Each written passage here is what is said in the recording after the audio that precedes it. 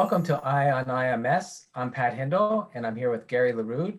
And today we're talking with Greg Lyons, MTT-S President, and J.K. McKinney, MTT-S IMSEC Chair. Welcome, guys. Thank you. With IMS coming up in June, with both an in-person and a virtual event, we just wanted to cover some of the background of that decision. So start off first, can you give us a little bit of background about how MTT-S and IMS are connected? The Microwave Theory and Techniques Society, or MTT-S, is the sponsor of the International Microwave Symposium, or IMS, and the MTT-S Administrative Committee, which is the AdCom, that's the governing body. They're the ones that select the general chair and the site, or general chairs and or the site for a given year. The International Microwave Symposium Executive Committee, or the IMSEC, our job is to provide assistance and guidance to the general chairs on the best practices and decisions that interact with other aspects of the MTT's business, the vision, and their mission. So we keep it all kind of pointed in the right direction. So for more than a year, the pandemic has prevented in-person conferences and trade shows. And IMS 2021 will be one of the first live events, certainly for the RF microwave industry, and I think for IEEE. What were the main factors you considered when deciding to hold this year's IMS in person in Atlanta? So Gary, so IMS 2021 in Atlanta, it's been advertised for over a year as a hybrid conference. And we've known over that period of time that realistically many would be unable to attend. Some might not even be willing to attend. So the decision to follow through with the hybrid event, it was made in consultation with IEEE. And really the overriding consideration is whether IMS could be held as a safe event.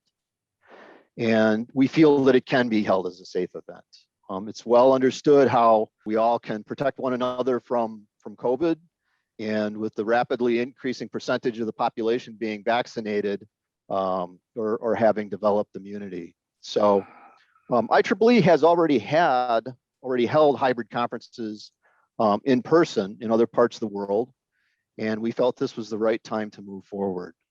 But remember, despite the progress that's been made against the pandemic, we may be with this pandemic for some time to come. And we're doing what we can do now, and we'll apply what we learn to future events. In the year prior to the pandemic, going back to 2019, IMS 2019 in Boston was actually the largest conference fully sponsored, fully financially sponsored by the IEEE.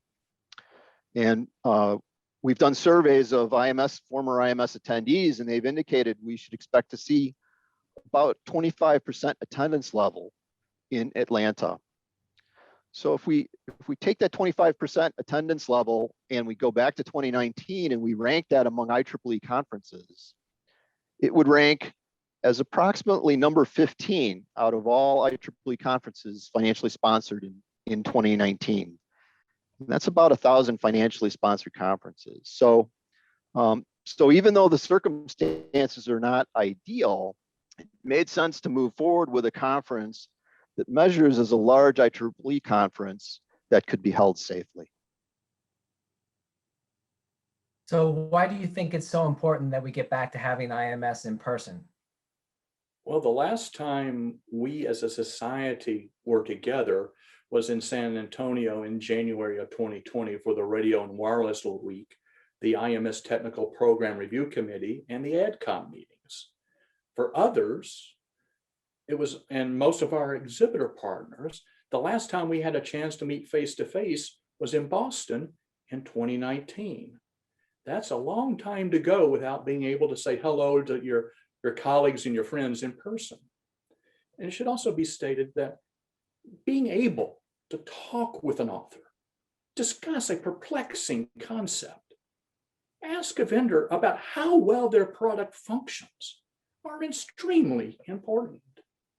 yes, you may be able to do this over some extended period of time by email or a teleconference service, or maybe even text, but it just does not have the same value or results when done face to face.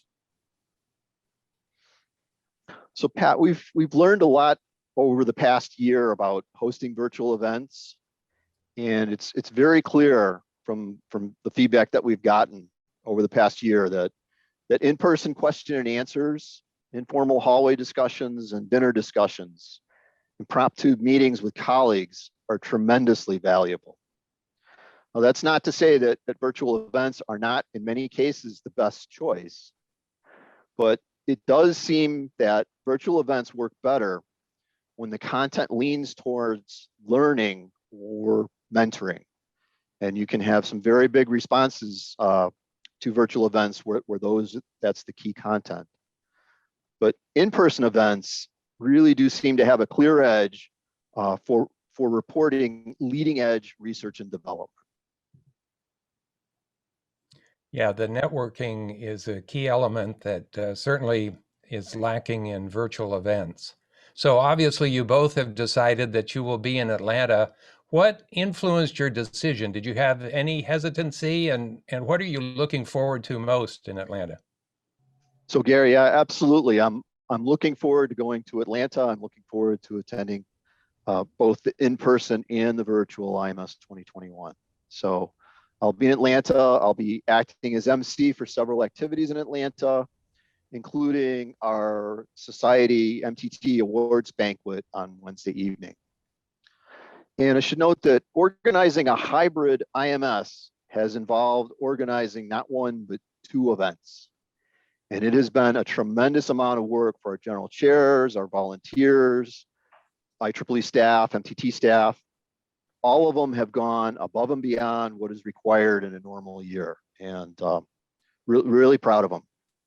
And I'm looking forward to celebrating their achievement in Atlanta with my colleagues. I always return from IMS with new ideas, new perspectives, and new professional contacts. And I am sure that IMS 2021 will be successful in that way. So looking forward to seeing all y'all in Atlanta.